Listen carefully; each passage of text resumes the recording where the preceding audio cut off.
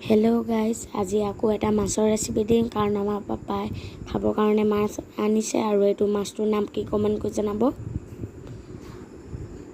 এতিয়া আমাৰ মা আলু আৰু কচুখিনি কাটি লৈছে আৰু এতিয়া আমাৰ মা মাছত দিবৰ কাৰণে পেষ্টটো ধুনীয়াকৈ তৈয়াৰ কৰি লৈছে। এতিয়া আমাৰ পেষ্টটো ৰেডি হৈ গ'ল। এতিয়া এইবোৰ মা প্লেটত নমাই ল'লে।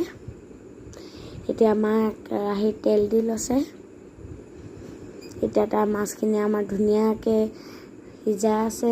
আপুনিও বনাই খাব পাৰিব, অকল লাষ্টলৈকে চাই থাকক, বহুত ভাল পাব।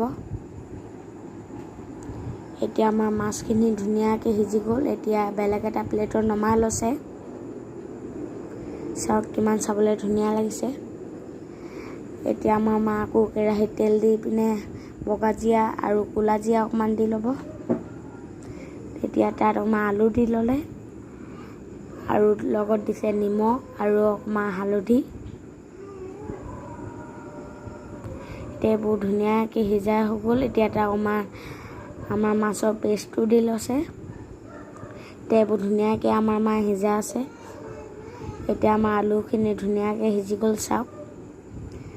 এতিয়া তাত অকণমান পানী দি ল'লে আৰু এতিয়া তাত দিব আমাৰ মাছৰ পিচখিনি। এইটো চাওক। এতিয়া আমাৰ মাছৰ তৰকাৰী ৰেডি হৈ গ'ল। এতিয়া আমাৰ মা অকণমান ভাত লৈছে, লগত এটা জলকীয়াও লৈছে। এতিয়া আমাৰ মা খাই চাব ভাল নে বেয়া। আমাৰ মা কৈছে বোলে এইটো বহুত টেষ্টি হৈছে, ক'বই নোৱাৰি আৰু। লগত অকণমান জলকীয়াও খাই লৈছে। Bye bye.